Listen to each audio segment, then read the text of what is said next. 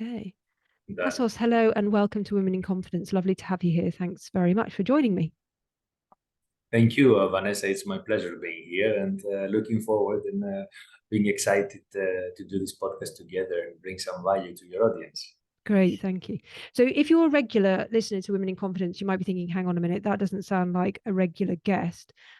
Yes, you're right, Tassos is a male, and you are actually, I should say, you're the first male guest I've had, and actually you're the first male I've ever had interested in being on Women in Confidence. And I know all will be revealed shortly, but I really do appreciate it. And it's great, actually, whilst I was preparing for this, I was thinking how wonderful it is to have a different perspective about confidence in women, because the podcast has largely been focused on women talking about women.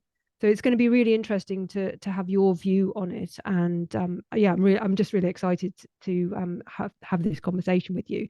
But before we get started, I always ask this question: what does having confidence mean to you? Yeah, confidence sometimes can be also subjective. So I like the question, what it means to me, right? To me, because also sometimes we confuse the meanings of self-confidence with self-esteem, maybe, or self-assurance. So especially with self-esteem, sometimes there is a confusion. So confidence for me, I would say, is the a status of or a self-belief, let's say, that I have the skills or have the competencies of achieving something. And that means that I have, let's say, faith in my capabilities, my judgment, and that I can set my goals and I can achieve my goals, with a proper planning, etc. But this is, let's say, the actual part of it. So I would say yes, this is what confidence means to me. And if I can make a small differentiation here with the self-esteem, is that self-esteem, because I think it's interesting to do this discussion about self-esteem as well at the same time, to differentiate from confidence. That self-esteem is, I think, the perception of the value that we have, the worth we have about ourselves in general, around our beliefs, around our values, around, and including a little bit the capabilities. But the confidence is more the technical term, I would say, about the capabilities themselves and about the skills that we have to achieve things. So I'm going to ask you this. I'm going to go straight into it. Is there a difference between confidence in men and confidence in women? And if you think there is, what is it? That's a great question. Confidence in men, I think, it's a little bit sometimes because of our nature. So yes, there could be slight differences. Again, they are very subjective. But if we see, let's say, the male versus female, male instinct, traditionally and from history and from the thousands of years of evolution of the humankind, the male instinct, yes, is a little bit different from the female instinct, especially because we were meant to be hunters, we were meant to be warriors, we were meant to be competitive and more aggressive, as a gender. So these, through the thousands of years, was creating, I would say, a different perspective of confidence. On the other hand, women are more confident because they have to raise the family, they have to take care of the family, and I'm talking always, as we are evolving as human beings.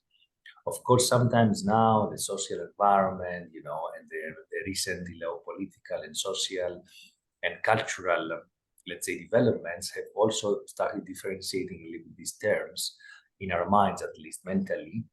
But in essence, biologically, I could say that this confidence is based on the male instinct and the female instinct. So this is where I would put the difference. But then again, growing up, depending again on the education we get from the family, on the social impact that we have during our school years, during when we go out to professional environment, then confidence can slightly change again. Because why? Because the negative talk and the self-doubt come in, right? And then this is where the mix something happens, and we start doubting, okay, am I confident enough? Can I achieve this? Do I have these skills? So this is where it started getting a little bit messy, as we say, right? Between what confidence really is and if we are confident enough or if we are not confident enough. Yeah, confidence, and probably the reason why this podcast is so enduring is because confidence is so subjective, and it isn't necessarily easy to describe, whether it's for male or female, but it's just there's always a different view of it, and that's why I guess I could keep going for another 5, 6, 10 years on this podcast. Well, listen, tell me, how did you get into coaching women, and particularly like the women empowerment coach? Because I know you've worked 25 years plus in corporate, but what was your journey to becoming a women empowerment coach? Yeah, so this is an interesting journey for me. I mean, at least, right? Because it was, if I look back, when I was in the real corporate world, and I didn't even know anything about coaching, right? I didn't even know what coaching means back then. Growing up in Greece, in an international environment, because I was traveling, I could experience a lot of different cultures still, I was traveling in Europe, in Asia, in Africa during my corporate years. But still, coaching was not there. No one really knew coaching. Of course, we knew about trainings, about seminars, maybe even about mentoring a little bit, because we were saying, oh, my mentor, which means my boss, or maybe my coach in a sports environment. Because I was a swimmer, for example, I was a water polo player. So yeah, coach for me was that. Of course, subconsciously, and the coach was also the person back then in sports that was guiding us, was giving us advice, and sometimes it would go also to life issues, or how we need to manage our goals, how to manage our psychology, our mental health, etc. But it was not really the coaching as we know it right now. So back then I didn't know, and then a lot of women, a lot of colleagues, female colleagues, a lot of friends, were coming to me. They're like, Tassos, oh, I'm thinking this. I have this issue. I have this challenge. How can I behave here? How I can reply to this boss of mine that he's a bit aggressive, maybe, or he's a bit, very demanding, or he's very, difficult to cope with. So what can I do? And all these kind of questions for giving advice. So then I would take my time. I would listen to them, and I would try to figure out different approaches, to support them and help them, and not but mainly listen to them, and try to challenge them. So I was doing this purely instinctively. It's completely different than now, because now I'm a trained coach, I'm a certified, so it's completely different approach. But back then it was instinctive. It was really instinctive approach, and an instinctive response, and that was really something that I figure out now lately. So when we came here as a family to Qatar, and I started looking around what else I can do and how I can personally evolve and grow. First of all, this is where the journey started. I started with a kung fu practitioner. So I was started with kung fu martial art, let's say, training with an amazing master coach here in Qatar. So I started evolving, let's say, physically, and at the same time, slowly through the discipline of the kung fu and through the practice and the consistency of the practice, I started evolving further mentally, emotionally, and spiritually, because I started also meditating. I started doing guided visualization. I started doing a lot of difficult, challenging physical and mental practices and exercises and trainings that would help me grow in all these different levels. Because holistic coaching is about that. It's about physical, mental, emotional, and spiritual balance. Or I could say physical, mental, emotional, and spiritual integration. So how you can combine all this together in order to really feel balanced and aligned with yourself in all these different levels.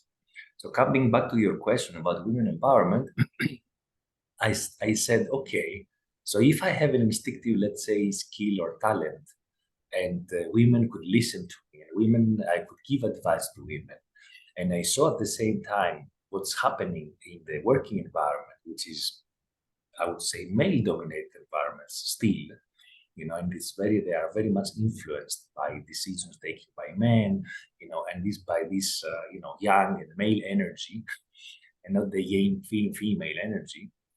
Then I said, okay, maybe that's a good. It would be interesting for me to challenge myself and check my capabilities, let's say, into the women empowerment space.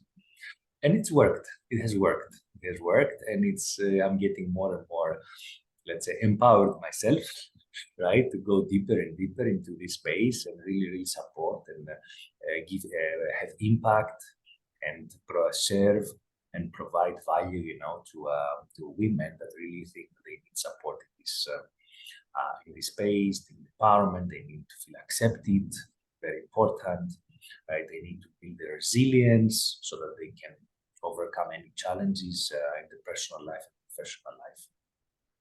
Well, let's dive into your methodology around holistic coaching. And I'm glad you answered that question, because that was on my list of things to confirm, what is holistic coaching. But let's talk about your methodology and the HEART method that you use around your empowerment coaching. So can you talk to me, or talk to us, the audience, around what is your method to really support those women that you're coaching? So yes, thank you for this opportunity. Yes, so the HEART coaching methodology is a copyrighted methodology that I have developed the last years around coaching, around holistic coaching, and it's basically an acronym. Of course, hearts are heart, right? It's the organ, but still, it's an acronym for me and for my methodology, which means H for holistic, E for empowerment, A for acceptance, R for resilience, and T for transformation. So this HEART process, it's a 5-step process, if I can say, that any issue or any challenge in person.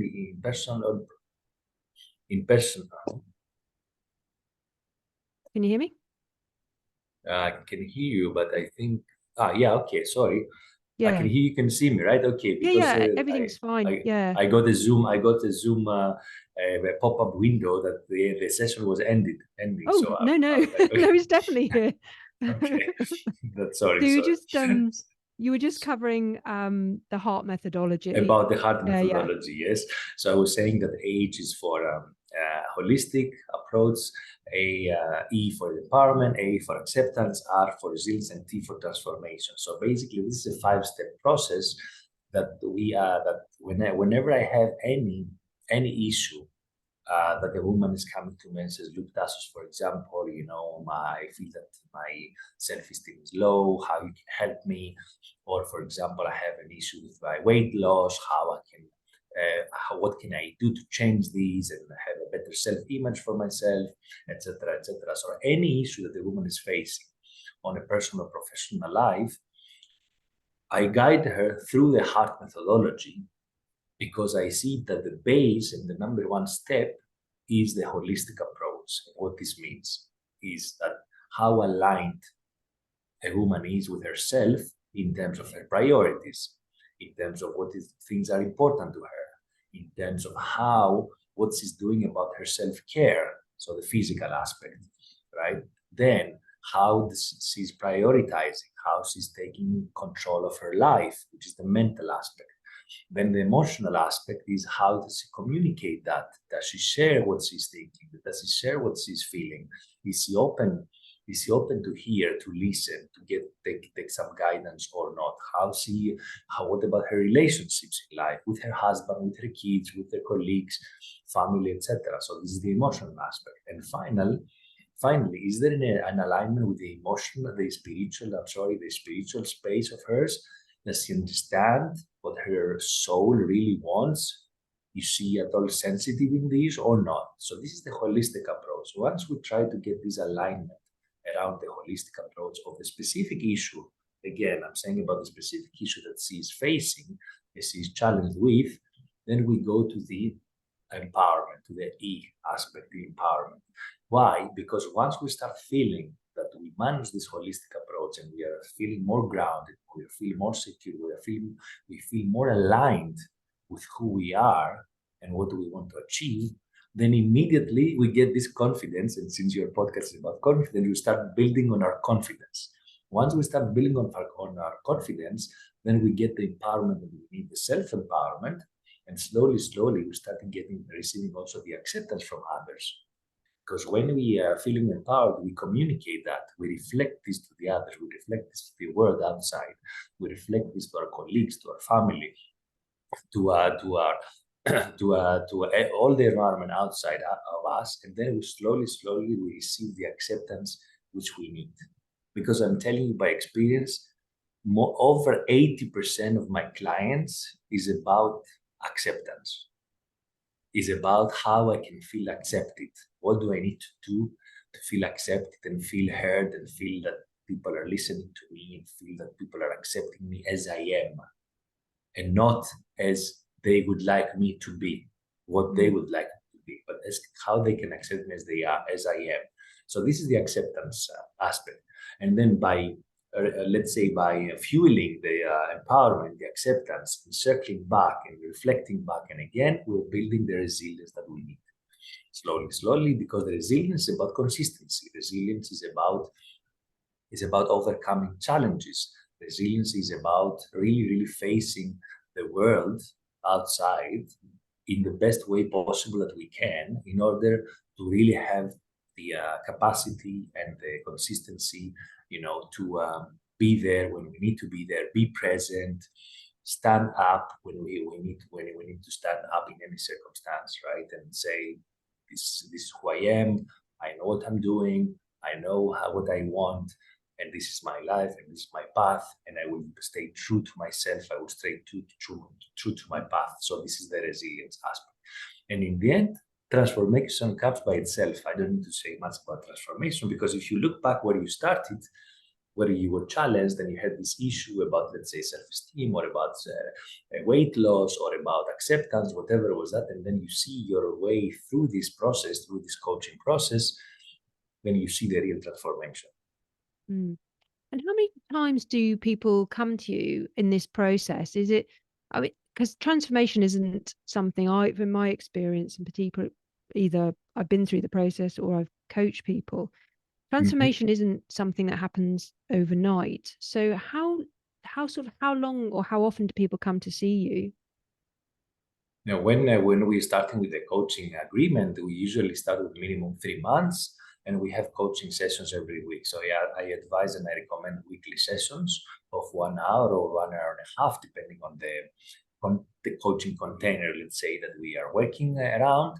And then on the 3 months, we do our evaluation, we do our review, and then we continue. Because some issues, because as you know, coaching is about the present and the future. It's not about so much traumatic experiences. Of course, we're working a little bit on any traumatic experience, but always with the objective to see where we are now and what we want to become in the future, how we want to change, and how we want to be in the future, right? So sometimes miracles happen, and really honestly, even in one session, I could tell you that sometimes, of course, in the normalities that we need a little bit more time to work around, because when you're starting unpacking and unfolding these issues, sometimes you start with an issue A and you end up in 3, 4, 5 different issues that you need to work around. So then it really depends on the individual. And another very important thing is the accountability and the commitment of the individual, of the coachee, in order to address these issues, because also it's about self-discipline and about action, right? If you don't have if there is no self-discipline, and it's very hard because maybe sometimes there is resistance to this self-discipline from the individual, from the coachee, then the process can be longer, because then it's not about the coach, it's about the coachee's accountability and commitment on the agreed actions that someone needs to go through in order to grow, and in order to develop, and in order to transform. So if self-discipline and commitment is not there, then it's a little bit more challenging. So for me as a coach, then I need to work around the self-discipline aspect and around the commitment and the accountability aspect in order to get the coachee going really and achieve this transformation. So why do people need a coach? What is it about having a coach that drives people to actually take action? Because, in theory, everybody could coach themselves or they could take the actions, but what is it about having a coach that makes the difference? Yes, thank you. Very interesting question, this one.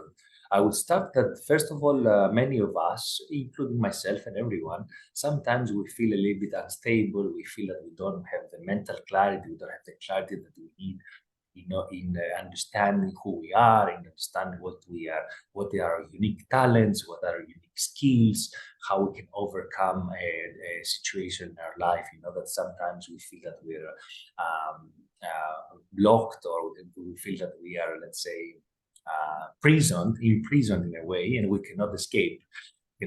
Because this mental chatter all the time, and this negative talk and the self-doubts coming in, or we don't want to step out of our comfort zone as well, another issue. So yes, mentally we say, yeah, of course I want to become a writer, let's say I want to write a book. But on the other hand, we're starting with negative self-talk goes in and says, okay, but am I enough? Can I write? No, but I cannot write. I never written in my life. How can I write a book? And there are thousands of others in the world, that they are writing books, etc., etc. So there we need someone to, let's say, a little bit wake us up a little bit, shake us up and say, look, you can do it. You have the skills, you have the talent, you have the capacity, you have all that's required, to achieve what you want to achieve. And then starting to unlocking these capabilities, and unlocking what is the real potential of every person inside us.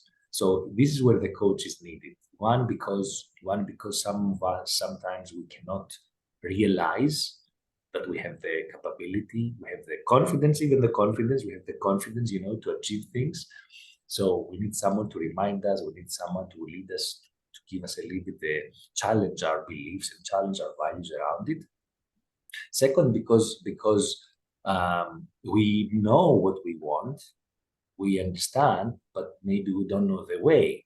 So we don't know the way, we don't know how. So then again, the coach will come in and not mentor us, not guide us, take us, slowly by hand to show us the path. I don't mean this, but challenge. The coach is there to challenge the coachee on his or her beliefs, on his or her skills, on his or her own insights and own truth, self-truth, so that the coachee can discover their path.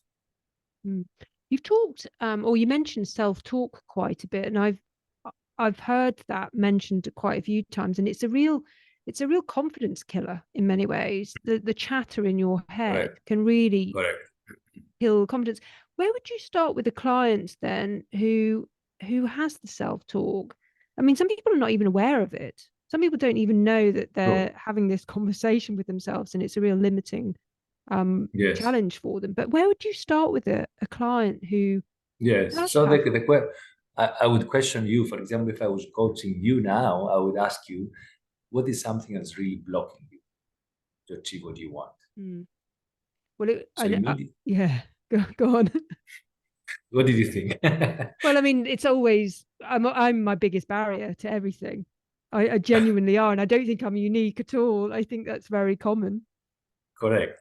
But by this only one single question, you start challenging yourself and you say, yes, you know what, my blockage, for example, is because I don't think I can make it. Okay, and why you don't think you can make it? So it's about self-esteem, or it's about self-reassurance, right? So you go on by this kind of questions, this kind of powerful questions, and you start challenging this negative talk, this self-doubt, so that the coachee and the individual understands that it's everything in the end about his mind and his mental state. Everything's about the mental and emotional state of ours. Because we all have the capabilities, we all have the skills. It's just a matter of getting out of this comfort zone and say, okay, I can do it. And then you say how I can do it. First, you need to get back the confidence that you require in order to say, yes, I can do it. Yes, I want to achieve this. Yes, I'm sure this is what I want to do. And then you start discovering how.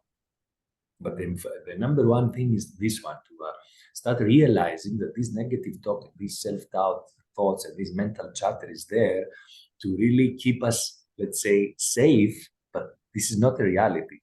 It's just the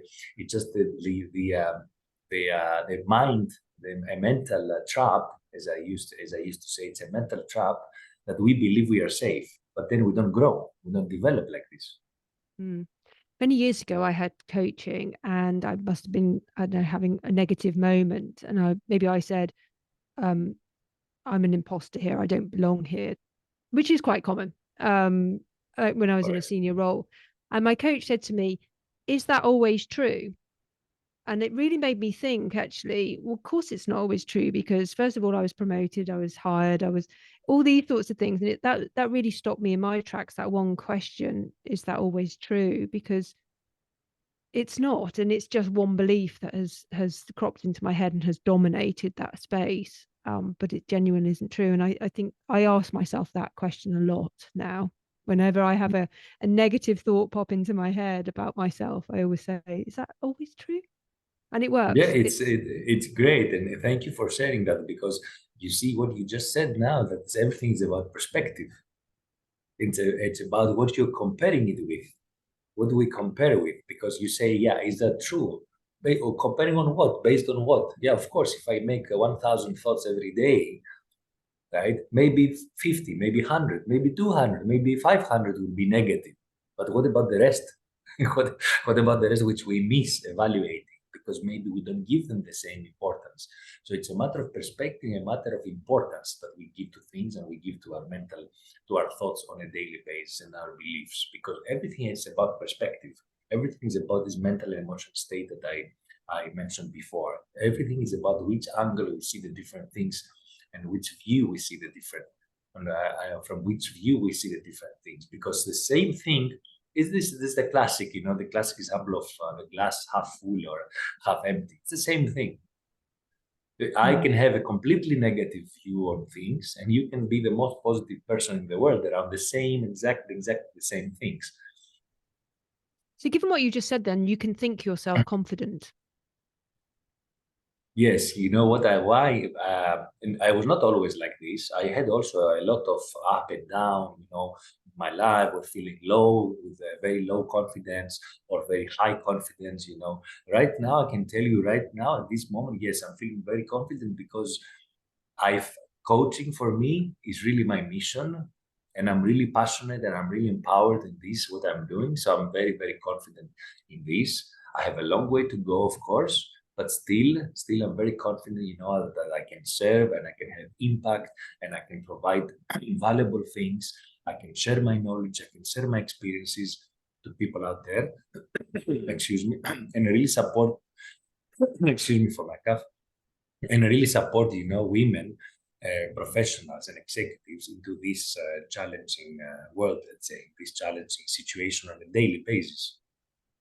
When I was doing my research before you came on, Tassos, I was looking at your website, and one of the things it said was around helping your clients measure their worth. And that really got my interest. I'm thinking, what does that mean? How is it? How can you measure your worth? Or well, I'm assuming you can, but just tell me more about that. Yeah, the measuring the worth is the self-esteem, what we discussed in the beginning, right? This is really about self-esteem. It's really about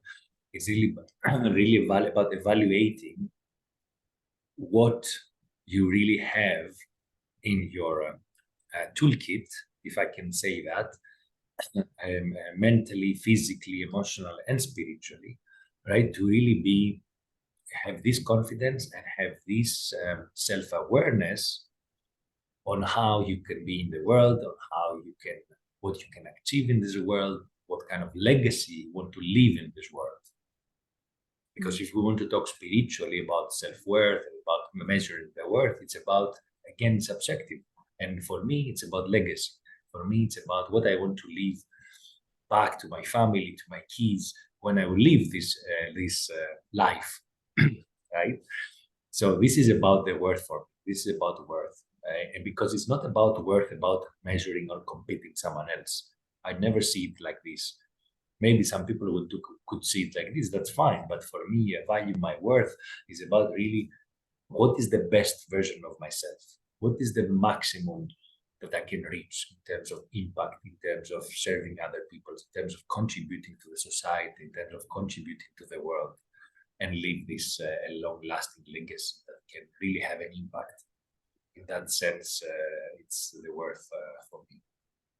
Can you give me an example of somebody you've coached then and taken them through the heart process, and so they've come out at the end transformed?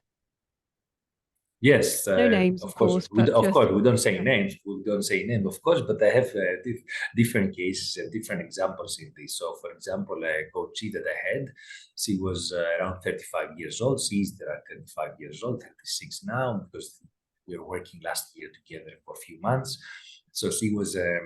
She started with really big self doubt.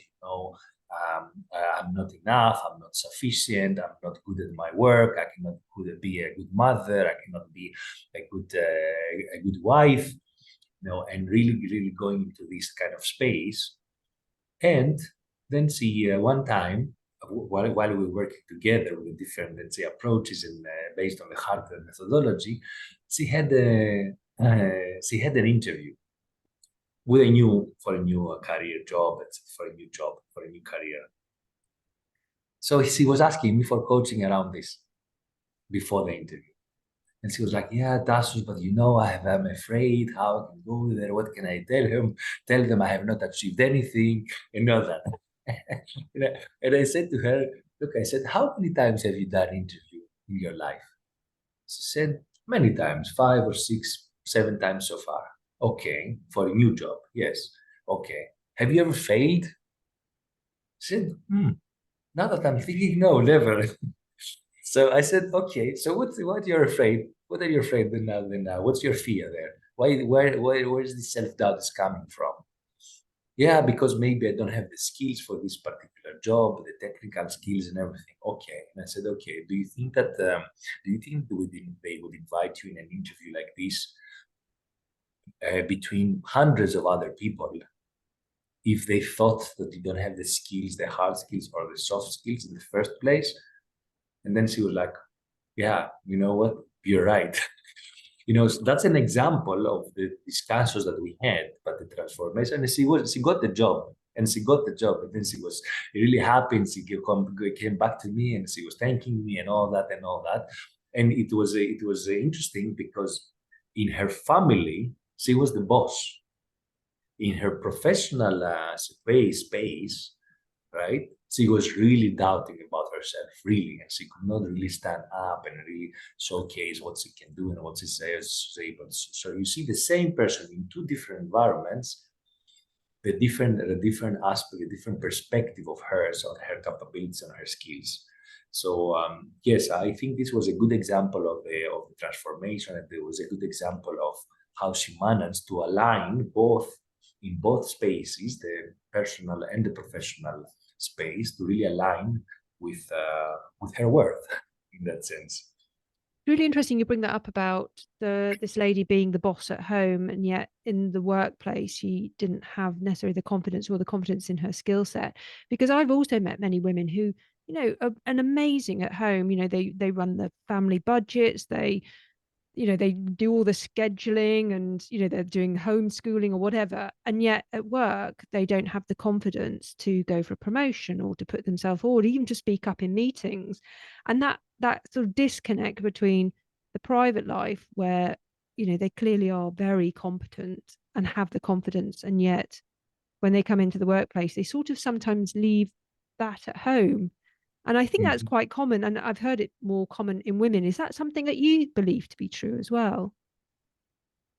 Yeah, of course it's true, and that's why I gave you this example, right? Of course, this doesn't mean that's always the case. Of course not, but it's true. In a big percent of women out there, because and I don't say that as a coach. I say that also during my experience in the corporate world. I could see that the same thing, because when I was challenging them in a friendly discussion, that yeah, okay, but tell me about your family, tell me how you manage your family, and how what's happening there with your husband and your kids and everything. You would see that the energy completely changed.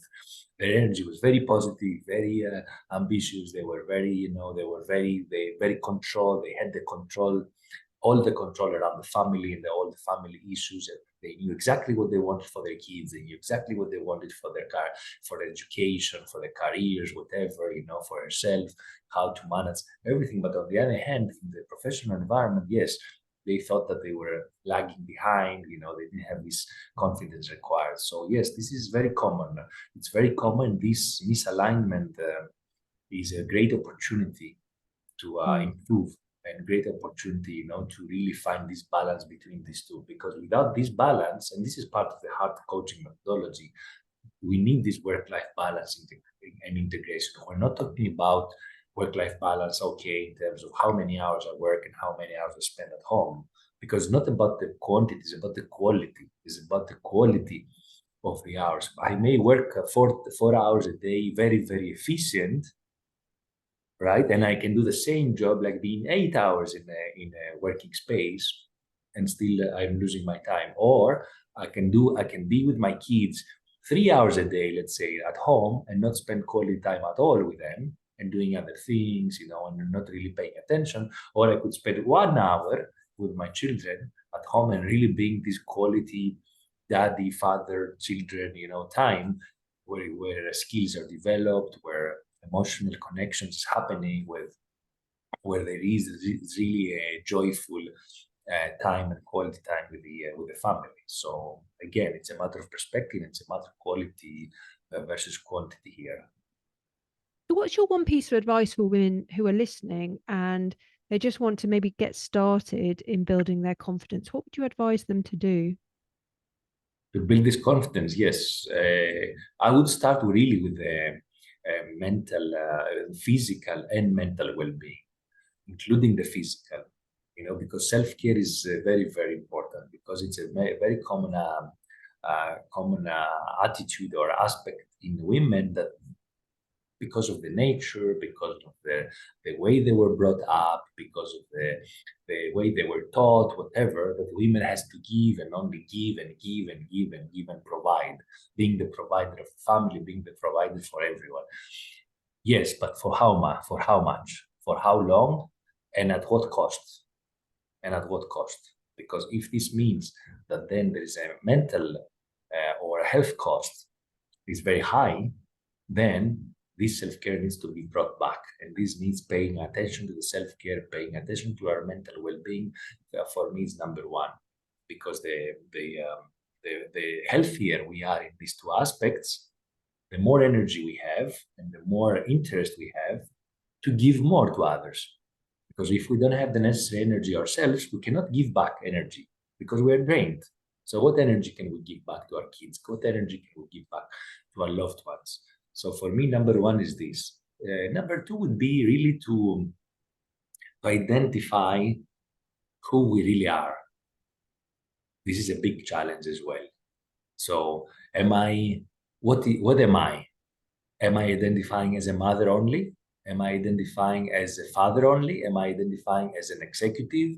Am I identifying as my profession, whatever this profession is, my role in this professional world? What am I identifying with? Who I am. So once we start identifying really ourselves, that means that we are coming back and we're connecting more to our true self.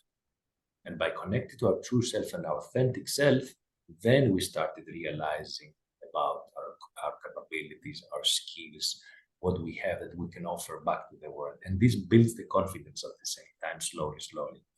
And the more we realize that, and the more self-aware we are about that, the more confidence we build, the more self-confidence.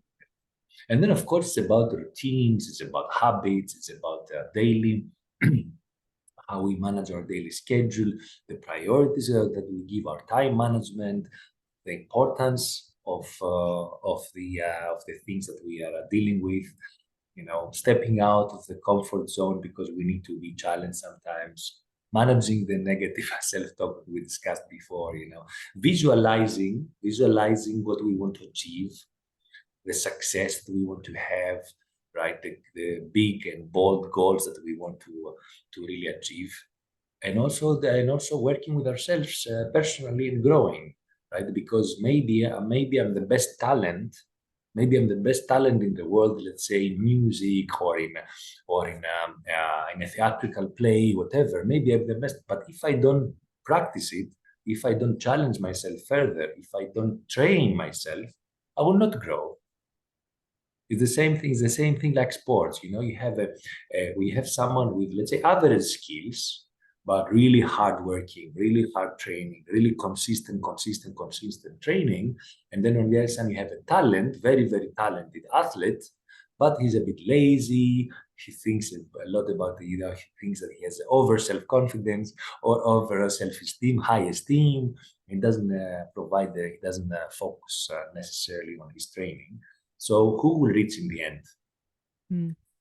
I'm really glad it's you like talked about the turtle and the rabbit and the right? hare. Yeah. Yes. Now, I'm really glad you brought up around practice and habits, because I always say confidence is a habit. You have to keep practicing it and challenging yourself. Otherwise, there's a tendency, or as I suppose you're capable of then losing that confidence, because you do need to keep topping it up. And it's like any muscle, I suppose you just need to keep using it. To me, confidence is a habit, and it's something you Yes. absolutely have to practice. So I'm really glad you said that. How can people find you, Tassos, if they're really interested in understanding a bit more about you and working with you and your heart methodology? How can people find you? They can find me through my website, which is basically my name, is tassoskotzias.com. If I could spell it, it would be TASSOSKOTZIAS.com. Of course, I have also some social media platforms and LinkedIn, etc. And we'll be happy also if, they can find me through our podcast and through your channels and through your platforms. And in any case, being here in this podcast with you, any listener any of the audience can reach out to me. We are happy to have a 30 minutes free consultation call, to go a little bit deeper on their awareness, to go a little bit deeper on what they want to achieve or who they are and how I can really bring value to them on identifying these challenging, let's say, questions that we all have. We all have them for sure. And I put all those contact details in the show notes, so they're all linked up, so people can just click on them and they'll go straight to your website or your social media pages. So listen, Tassos, thanks so much for being on the show and for being my first gentleman on the show, which is great. Maybe we'll have some more to come, but thank you for sharing, well, certainly your methodology. I've not heard of the heart methodology before, and it's great that you laid it out so cleanly, and so would give us some real clarity on that one. But also just thank you very much for just sharing all your thoughts anyway around coaching and also empowerment of women. So thank you. Thank you, Vanessa. Thank you. It was my pleasure. Thank you very much. I appreciate that, and appreciate being, as you said, the first male in your show. So yeah, why not? Maybe we can do more together. Yeah, for sure. Thank you. Thank you.